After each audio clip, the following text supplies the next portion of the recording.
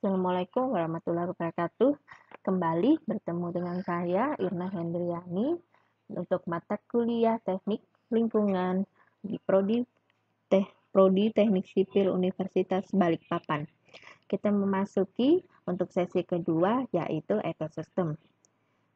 Diingat kembali bahwa kemarin sudah mempelajari apa sih yang dimaksud sebagai organisme atau itu individu. Nah, jika individu-individu ini berkumpul, dia akan membentuk suatu populasi, dan kumpulan dari populasi inilah yang disebut sebagai ekosistem. Kali ini kita akan mengupas tuntas tentang masalah ekosistem itu sendiri. Oke, semoga tidak membosankan. Kita akan melanjutkan setelah ini. Subpokok bahasan untuk materi ekosistem ada 4. Pertama, pengertian ekosistem. Kedua, proses utama di dalam ekosistem yang meliputi aliran energi dan daur materi. Ketiga, tipe-tipe ekosistem di Indonesia, terutama ekosistem yang mengalami kerusakan. Keempat, hukum alam yang berlaku di ekosistem. Suatu kawasan alam yang di dalamnya tercakup unsur-unsur hayati dan unsur-unsur non-hayati, serta antara unsur-unsur tersebut terjadi hubungan timbal balik, itu disebut sebagai sistem ekologi atau sering dinamakan dengan ekosistem.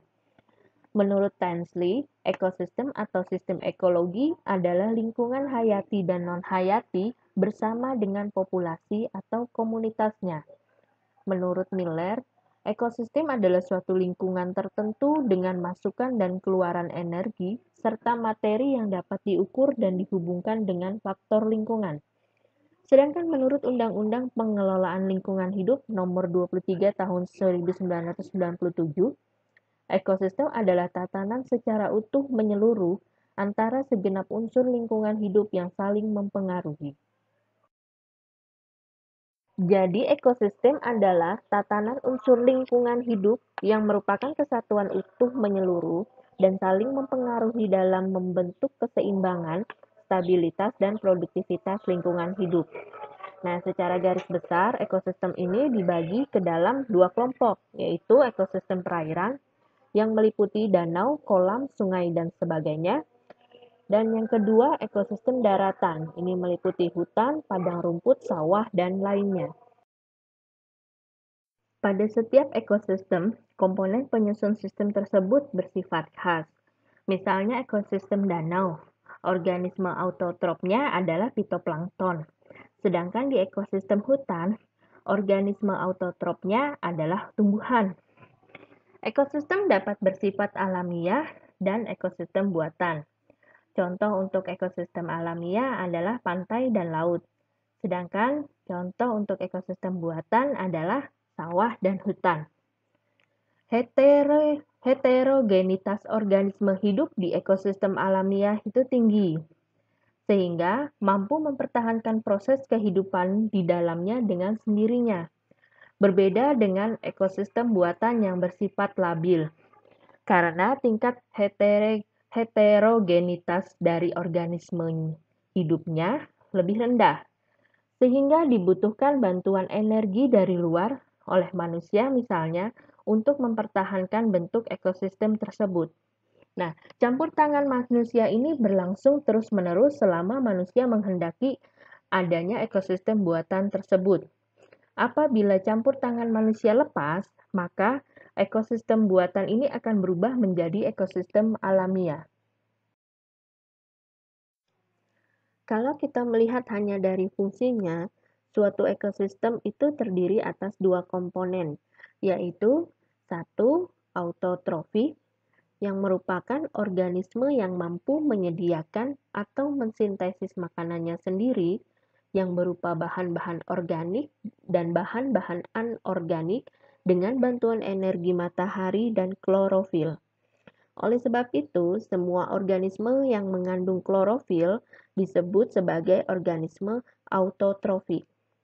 Kedua, heterotrofik, yaitu organisme yang mampu memanfaatkan hanya bahan-bahan organik sebagai bahan makanannya dan bahan tersebut disintesis dan disediakan oleh organisme lain. Contohnya adalah hewan, jamur, dan jasad renik. Komponen ekosistem dilihat dari segi penyusunnya ada 4 macam.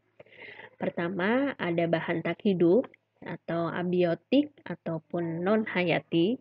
Ini adalah komponen fisik dan kimia yang terdiri atas tanah, air, udara, sinar matahari, dan sebagainya, dan merupakan tempat untuk berlangsungnya kehidupan.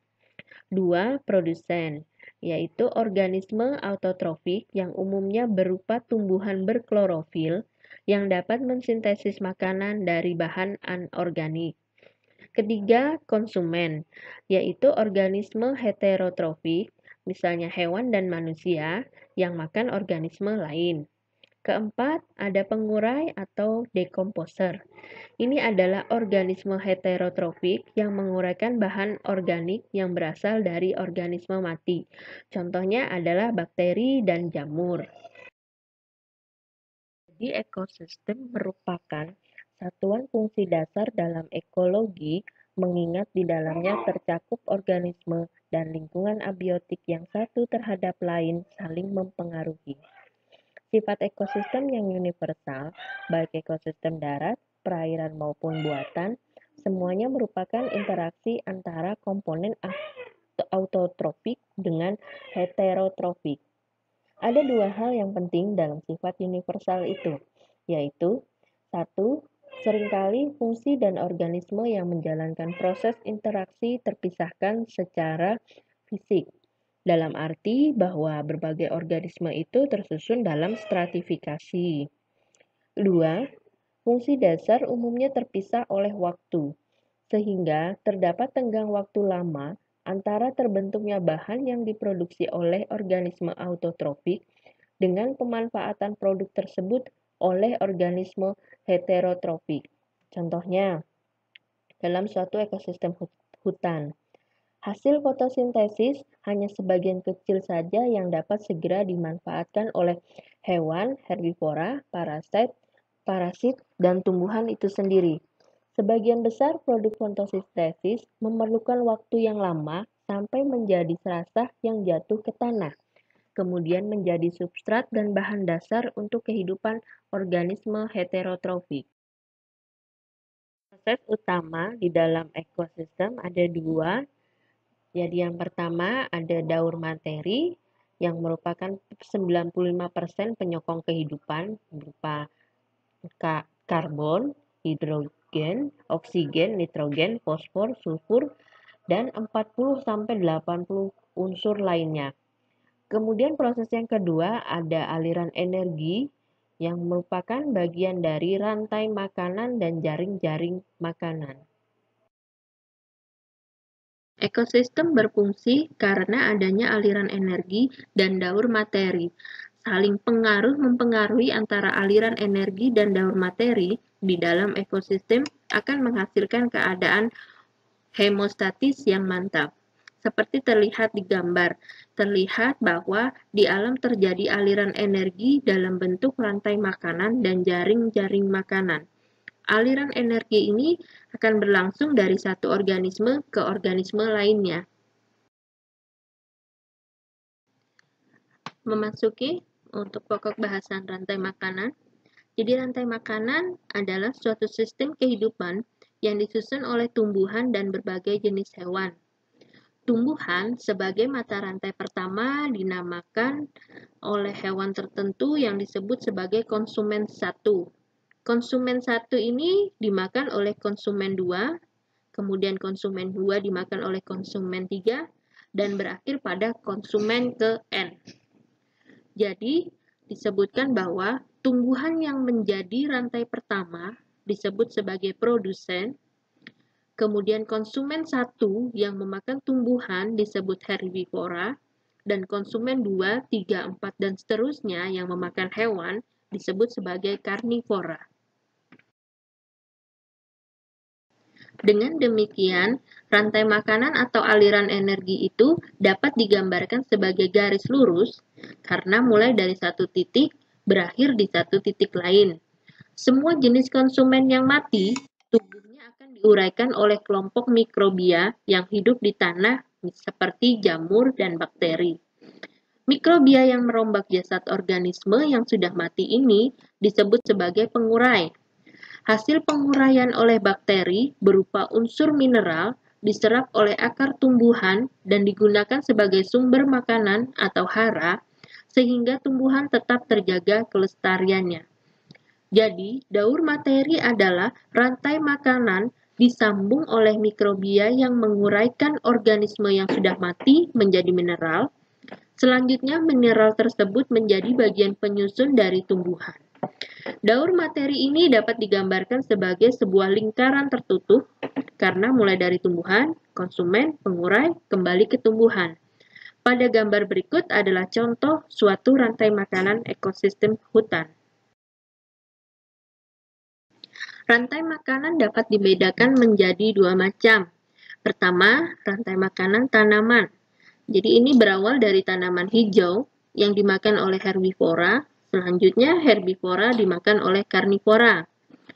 Yang kedua, rantai makanan detritus. Ini berawal dari bahan organik yang telah mati yang dipecah oleh mikroorganisme, kemudian dimakan oleh hewan pemakan detritus, kemudian dimakan predatornya. Gangguan pada rantai makanan ekosistem perairan. Pada rantai makanan ekosistem perairan, dapat terjadi peristiwa yang disebut akumulasi biologi dan penggandaan biologi. Pada suatu saat predator memakan mangsa, maka zat anorganik tertentu atau substansi kimia, misalnya seperti DDT, yang berasal dari tubuh mangsa itu akan diakumulasikan oleh pemangsanya.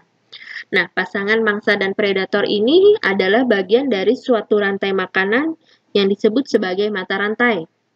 Predator pada suatu rantai makanan menjadi mangsa bagi predator lainnya dan seterusnya. Sehingga di ujung rantai makanan, konsentrasi suatu zat atau substansi kimia yang terbawa bersama makanannya akan berlipat ganda. Peristiwa ini disebut dengan penggandaan biologi.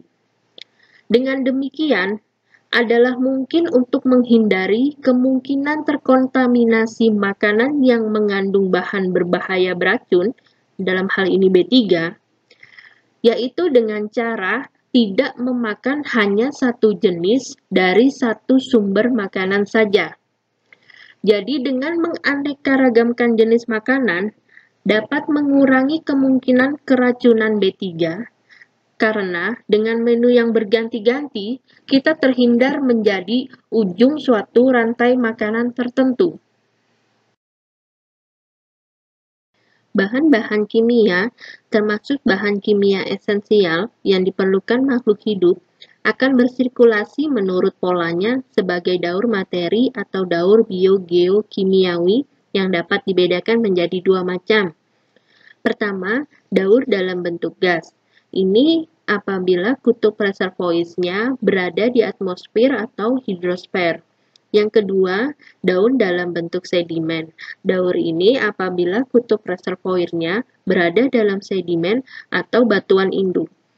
Daur berbentuk gas dapat dikatakan lebih sempurna daripada daur dalam bentuk sedimen, karena kutub reservoir yang ada di atmosfer dapat secara cepat mengatasi apabila terjadi ketidakseimbangan di dalam daur.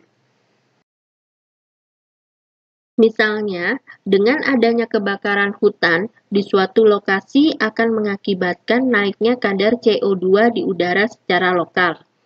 Kenaikan konsentrasi ini akan segera diimbangi dengan pemerataan.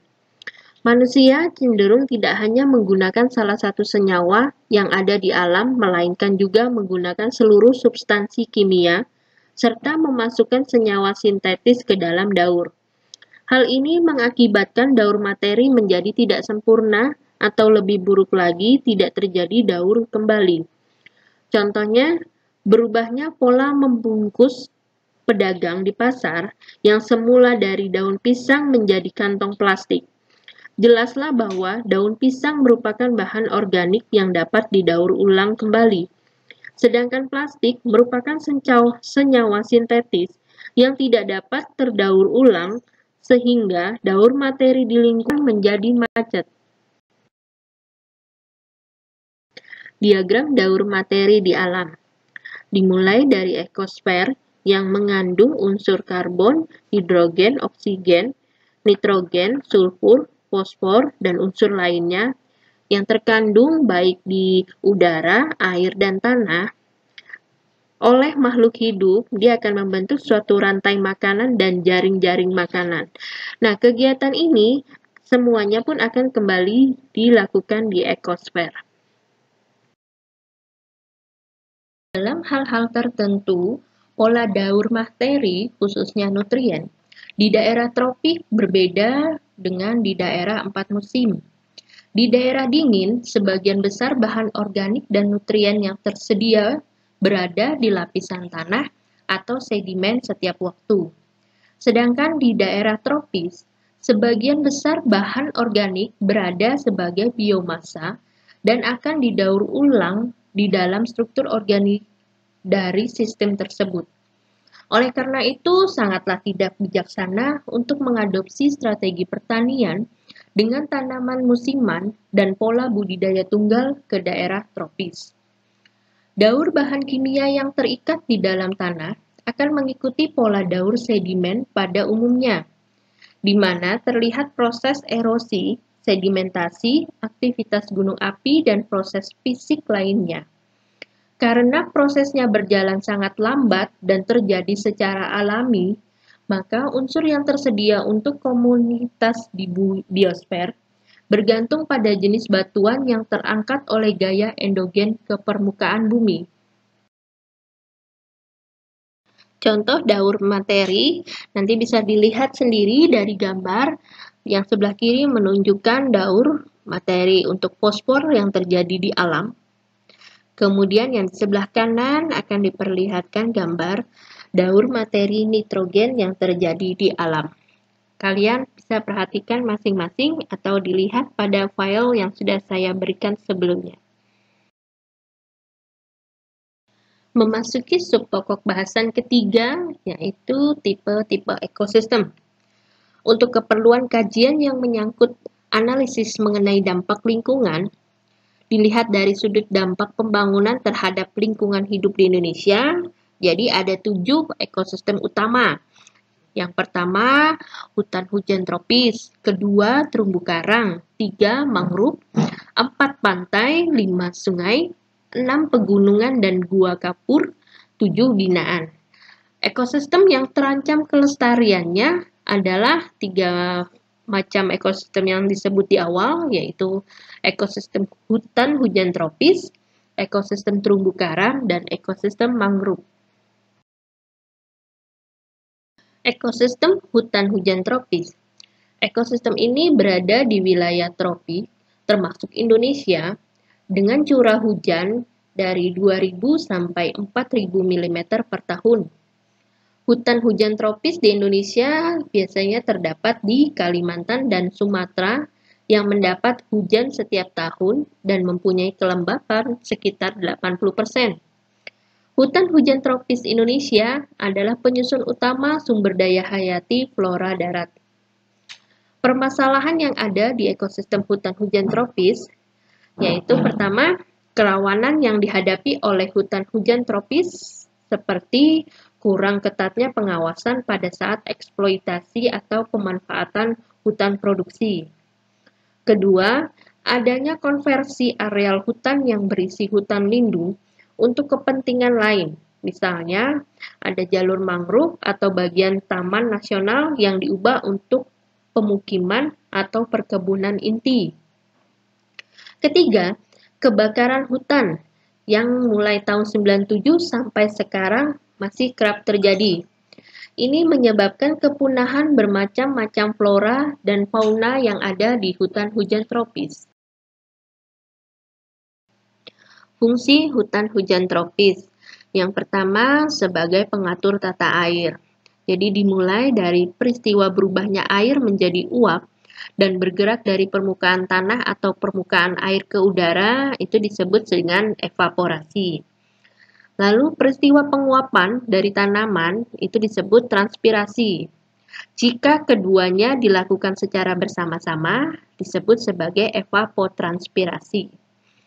Penguapan air pada tanah gundul mula-mula cepat, karena air yang menguap adalah yang terdapat di permukaan tanah. Kecepatan penguapan air melalui permukaan tanah gundul relatif lebih sedikit dibandingkan dengan melalui tanah yang tidak gundul.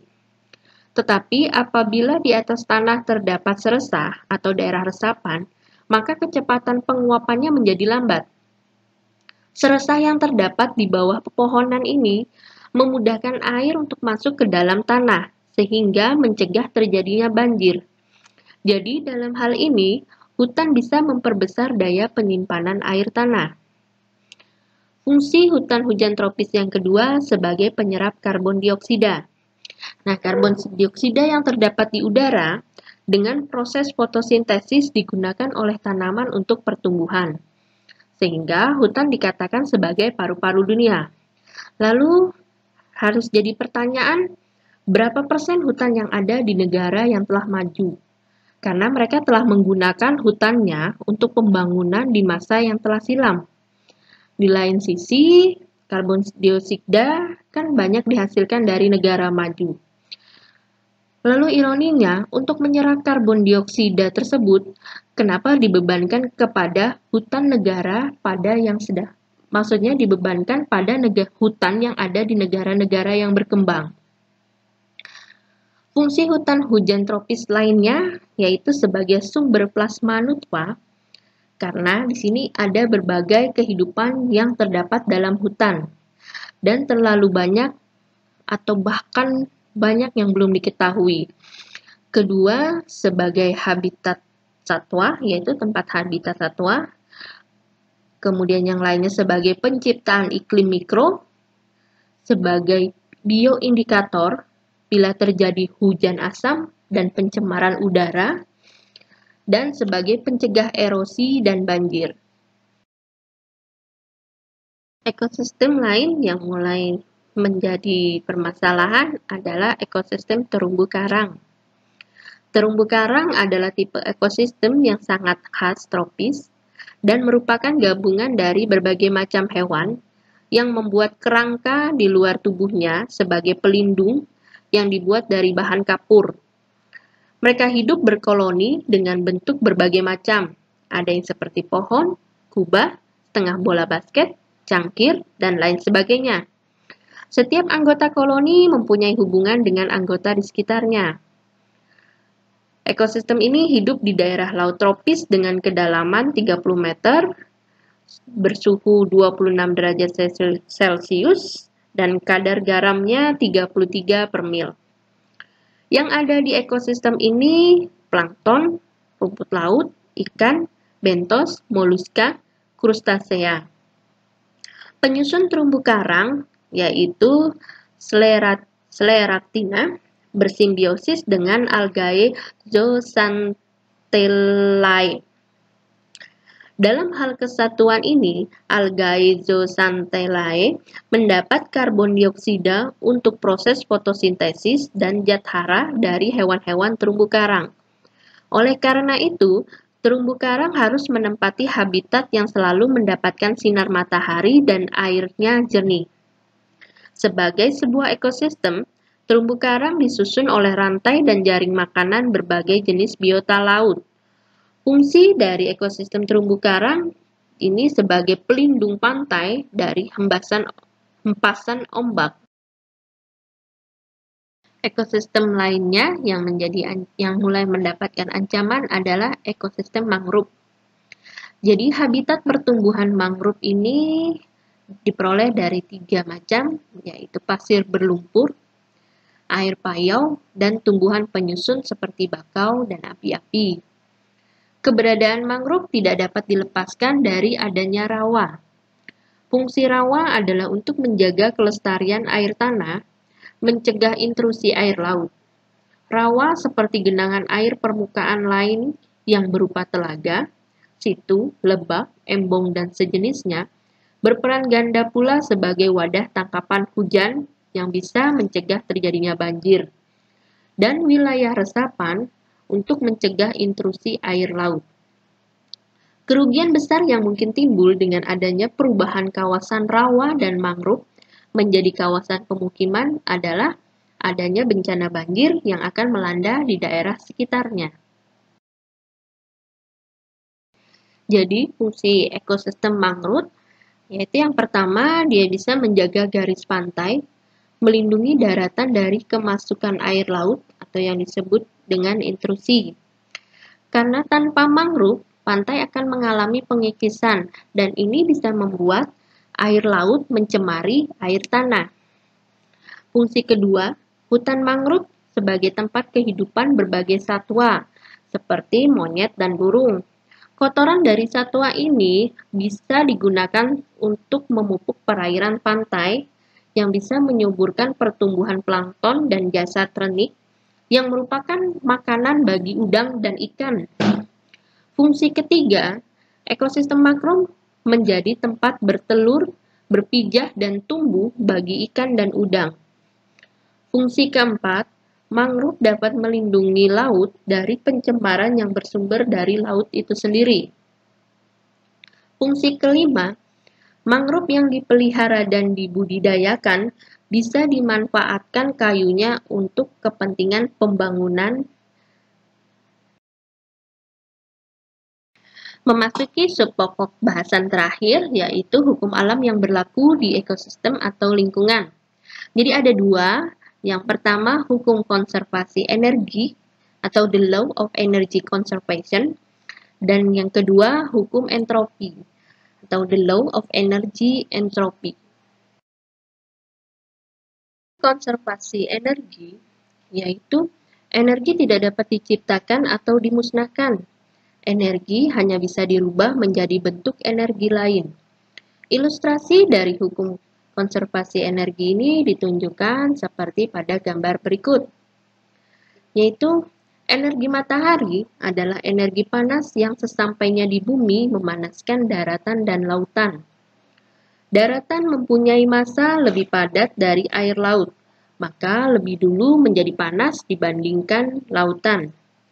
Tempat yang panas, materinya menjadi renggang, sehingga tekanannya menjadi turun. Dengan demikian, tekanan di darat lebih rendah daripada di laut, sehingga terjadi aliran udara yang disebut angin dari laut ke darat pada siang hari. Aliran angin ini adalah energi yang kita sebut energi kinetik karena dapat menggerakkan baling-baling turbin. Energi dari baling-baling ini dapat memutar dinamo atau generator listrik sehingga menghasilkan tenaga listrik. Tenaga atau energi listrik dapat berubah menjadi penggerak motor atau tenaga mesin.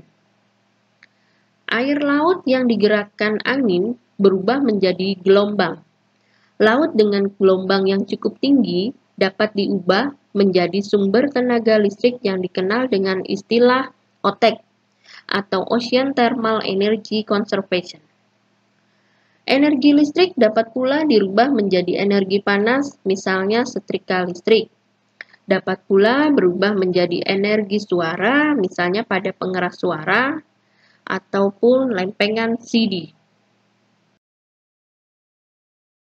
Sekarang perhatikan pada gambar berikut. Jadi, misalkan ada sinar matahari yang kita notasikan dengan SM. Ini merupakan sumber energi yang jatuh ke bumi. Nah, di sini kita asumsikan bahwa energi matahari yang jatuh ke bumi itu sebesar 100%. Energi sinar matahari yang 100% itu jatuh pada 4 bagian bumi, yaitu hutan, rumah, tanah, dan perairan terbuka. Nah, ada 2 sifat energi yang sampai ke bumi. Pertama, energi tersebut terpakai untuk kegiatan di bumi, misalnya untuk kegiatan tanaman yang disebut transpirasi tumbuhan. Ini kita notasikan dengan TT. Atau untuk penguapan air yang disebut dengan evaporasi, dinotasikan dengan EV. Kedua, energi dipantulkan sebagai radiasi panas. Misalnya pemantulan oleh rumah yang dinotasikan dengan RR dan pemantulan oleh tanah dinotasikan dengan RT. Lalu, ini untuk mempermudah lagi, kita anggap bahwa TT, EV, RT, dan RE ini dapat jumlah sinar matahari yang sama besar. Jadi dapat masing-masing 25% dari sinar matahari yang jatuh ke bumi. Sehingga dapat diperoleh persamaan SM sama dengan TT ditambah FV ditambah RT dan RR. Lalu dalam persamaan tersebut, energi yang dipantulkan ke alam sekitar atau lingkungan adalah RT dan RR saja, yaitu 50% dari total jumlah sinar matahari yang jatuh ke bumi. Itu jumlah yang kita rasakan sebagai suhu lingkungan kita. Sementara 50% lainnya yang dipakai oleh TT dan EV. Jika kita simulasikan, misalnya semua tanaman habis dibabat, jadi dipakai untuk pemukiman. Jadi didapat bahwa 75% energi itu total dari RR1 ditambah dengan RT ditambah dengan RR ini dipantulkan. Lalu ini akan membuat suhu lebih panas dibandingkan ketika tanaman itu masih ada. Itu jelas terasakan. Andaikan semua permukaan perairan yang telah ditempati oleh kapal-kapal atau perairan telah berubah menjadi pelabuhan, panas sinar matahari yang semula digunakan untuk evaporasi atau penguapan yang notasinya tadi EV, sekarang dipantulkan oleh kapal-kapal. Jadi persamaannya berubah menjadi sinar matahari yang dipantulkan sebagai radiasi panas itu sama dengan RR1 ditambah RK1 ditambah RT ditambah RR. Lalu ini yang akan membuat lingkungan di daerah pelabuhan itu terasa semakin panas. Akibat lainnya, jika konversi hutan dan perairan menjadi perumahan atau lahan terbuka, ini membuat naiknya suhu bumi. Karena adanya tumbuhan hijau itu akan berperan sebagai penyerap energi panas. Itulah sebabnya untuk mendapatkan lingkungan yang segar dan sejuk, diperlukan penghijauan yang memadai. Dan tumbuhan dapat mempengaruhi suhu lingkungan sekitarnya. Hutan dikatakan sebagai pengatur iklim mikro. Kalau mau membandingkan bahwa pelabuhan dengan kapal-kapal yang merapat di dermaga seolah-olah menyebabkan suhu lingkungannya meningkat. Hal ini benar nyatanya. Coba dibandingkan daerah pelabuhan kayak seperti di Jakarta, Tanjung Priok, itu suhu udaranya lebih tinggi dibandingkan dengan di daerah kota pegunungan seperti Bogor. Kesimpulannya bahwa adanya konversi tumbuhan menjadi daerah perumahan atau lahan terbuka jelas akan menambah energi panas atau membuat naiknya suhu bumi. Setiap pemakaian bentuk atau unit energi tidak pernah tercapai 100% efisiensinya. Selalu ada sisa energi yang tidak terpakai yang disebut dengan entropi. Karena entropi itu tidak terpakai pada proses perubahan energi, maka entropi itu disebut sebagai limbah. Jadi berdasarkan konsep ini, dengan melihat hampir semua kegiatan adalah perubahan energi dari satu bentuk ke bentuk lain, maka berarti pencemaran akibat limbah atau entropi itu selalu akan terjadi. Dari hukum entropi terjadi ada dua hal penting. Pertama, pencemaran selalu terjadi dan tidak dapat dihindari karena adanya entropi. Kedua, pencemaran dapat diperkecil karena sesungguhnya entropi itu adalah sumber energi bagi proses lain.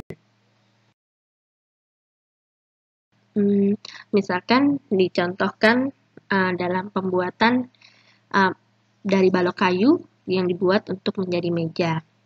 Pada saat membuat balok kayu menjadi papan, maka entropinya adalah serbuk gergaji. Karena limbah serbuk gergaji ini pada hakikatnya adalah energi, maka dapat dipakai untuk proses lain, misalnya sebagai bahan bakar. Lalu, papan yang dibuat dari balok kayu tadi, pada saat dibuat menjadi meja, limbahnya adalah potongan kayu yang dapat dikatakan sebagai limbah andai kata tidak digunakan dalam bentuk apapun. Atau bisa juga digunakan untuk proses lain, misalnya sebagai kayu bakar. Kayu bakar sebagai bahan bakar itu akan menghasilkan energi panas. Dan entropi yang dihasilkan karena energi panas ini dapat berupa asap, gas, dan bentuk lainnya. Baiklah, sampai di sini untuk pertemuan pada pokok bahasan ekosistem. Kita akan bertemu lagi pada pembahasan selanjutnya. Salah dan kurangnya saya mohon maaf. Sampai jumpa. Saya akhiri. Wassalamualaikum warahmatullahi wabarakatuh. Terima kasih banyak.